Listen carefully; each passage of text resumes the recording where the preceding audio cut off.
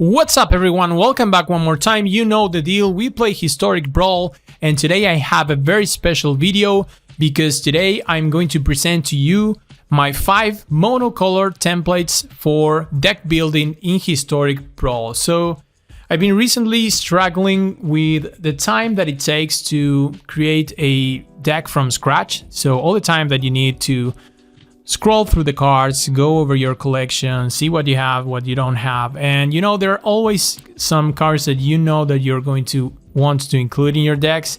And the idea is to have some templates that can jumpstart that process. So anytime that you want to start one of the monocolor commanders, you can use these templates as a starting point and you can build on top of that.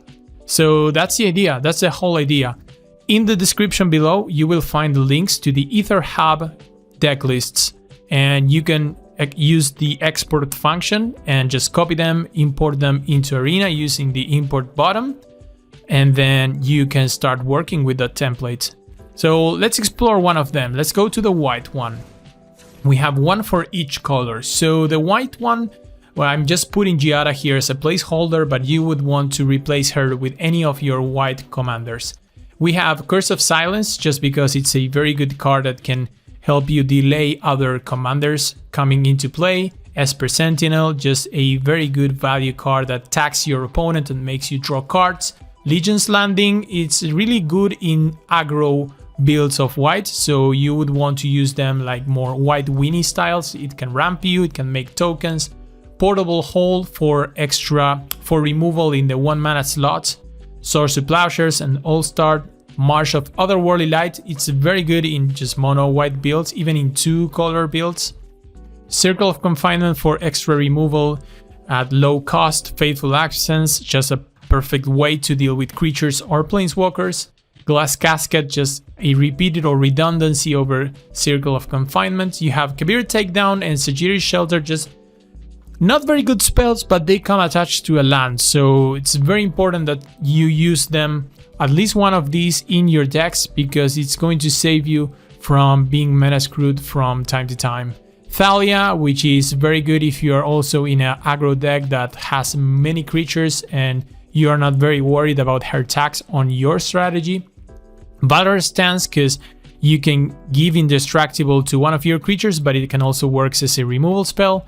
And then you have the package of ramp that white really requires in Arcane Signet, Cold Steel Heart, Guardian Idol, Maze Mind Tome, well that's a draw spell, but you have Mind Stone and Ornithopter of Paradise for ramp. Maze Mind Tome, just because you can use its Scry ability and draw cards, also gain some life. Vanishing Light is always very good to have in access to in white to remove anything. Raidan is always good in white to tax your opponents and maybe use Bulk Mira for extra protection on your creatures. Teferi's Protection if you need to keep your board and you have to survive some wraths. Restoration of Eiganjo, this has been really powerful lately. Just gets you a plains, can make you ramp if you discard a plains to its second trigger, and just as a creature, it can make other tokens, so fantastic value from Restoration of Eiganjo. Touch the Spirit Realm is a very nice creature artifact removal spell, and sometimes it can even save your creatures because you can channel it for blink. But even it's better if you're building a blink deck, because this is another extra source of blinking. Skyclave Operation, you know what this does and how good it is, just to exile any permanent of mana value 4 or less. Oketra's Monument to reduce the cost of your creatures and also create 1/1s anytime that you cast a creature. Day of Judgment for more board wipes. Sarah Paragon, another recent addition from Dominaria United that you can use pretty much as a lures, in which you can reuse spells from your graveyard. Wandering Emperor, just a fantastic card for more controlly builds of white and be able to remove something at instant speed or create creatures putting +1/+1 counters. Very versatile card. You have Wrath of God for more board wipes. Key to the Archive, I'm going to put this here. There are people that like this card, people that dislike this card, but I think if you like this card, it's a very good spell. It can get you an approach of the second sun, it can get you more board wipes, it can get you extra turn spells. So yeah, you might want to include this in every deck. Other people might not want to do that, so that's alright. Solemn Simulacrum, another card that can ramp you, can draw your cards. So some people like to run Solemn Simulacrum, some people don't like, but this is an optional card that you can always include. Doomscar for extra removal if you are building some sort of more control-y version of white and you're not very disappointed at losing many creatures. Elspeth Conquers Dead, you know this one. This is a very versatile spell that can act as a removal spell, disruption spell, and also reanimation spell, all in one single card. Farewell for extra layers of massive board wipes. Emeria, this is another MDFC. They can create 2 angels, but you can also use as a land if you require. And finally, Undo Inversion, that can come down as a land, but can also give you access to a massive board wipe as well. In the land slot, Castle Ardenvale can, yeah, just very good card if you are a tokens deck, if you are an aggro deck. It can, in the late game, making 1/1s from a land, it's always very good. Cave of the Frost Dragon, another perfect creature land that can always close some games, even with evasion with flying. You have a Ganjo for extra removal spells in a land. Gate to the Citadel, although it comes down tapped, can also seek non-land cards for you. So another way to find spells in the late game. Blast Zone for massive removal if you require, and if you can get to the required amount of counters. You have Command Tower for fixing Scavenger Grounds to deal with graveyards.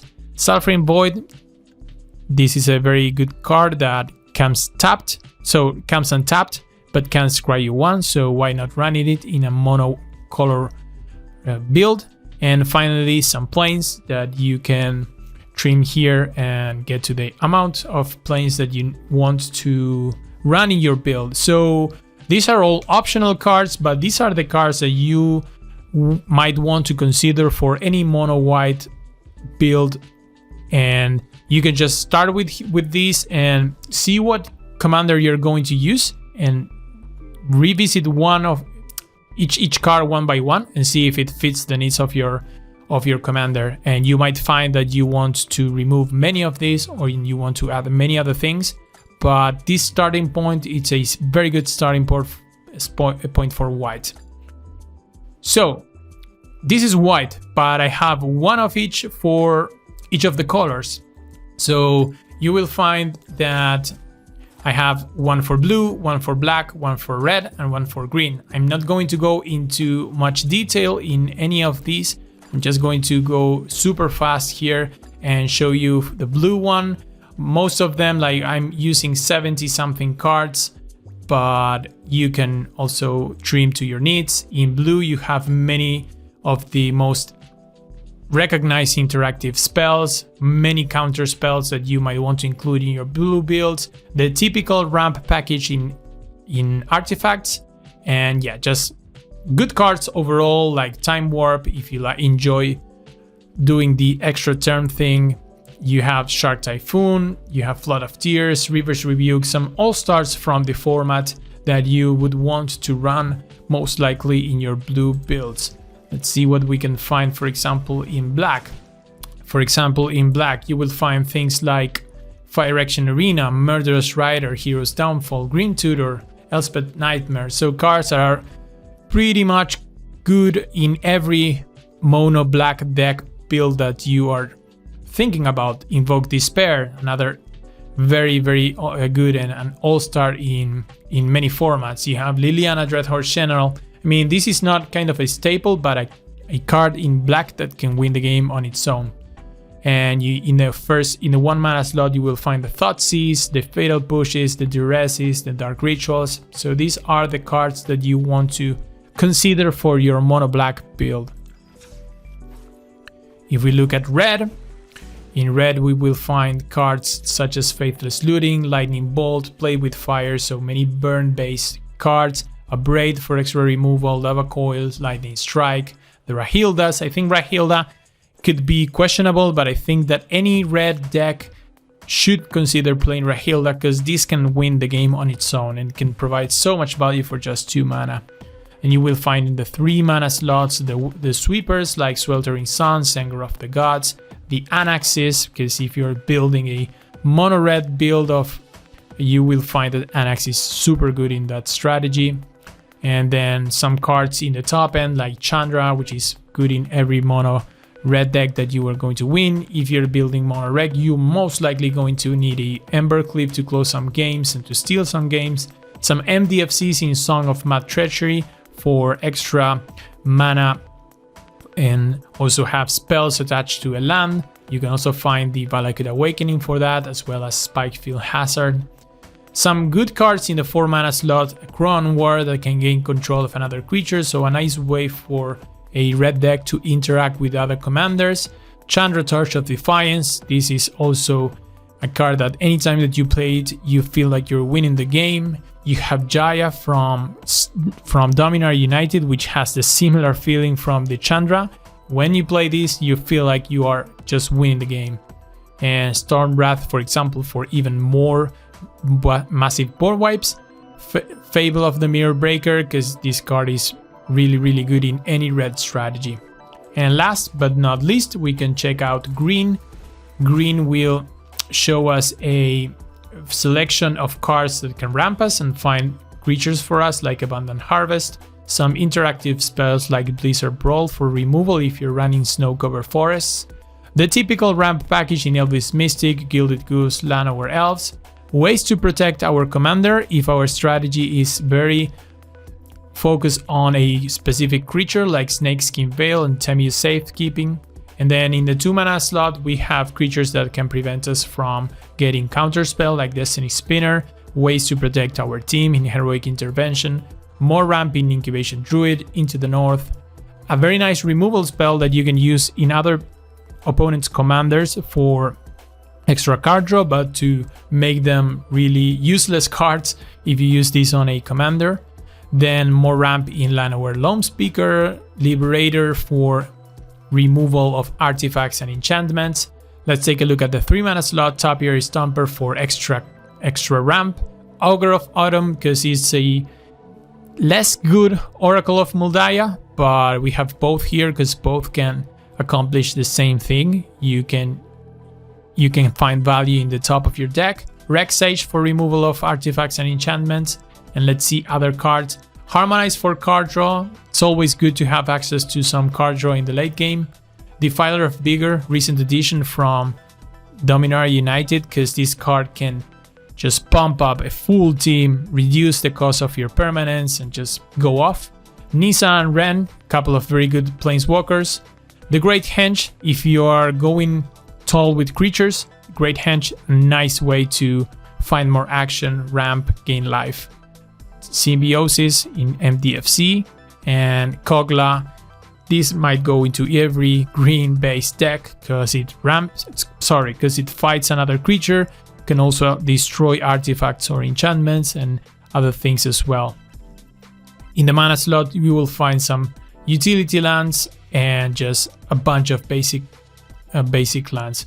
So we reached the end of the video. So in the description, I'm leaving a link for each one of these builds and you can start using them.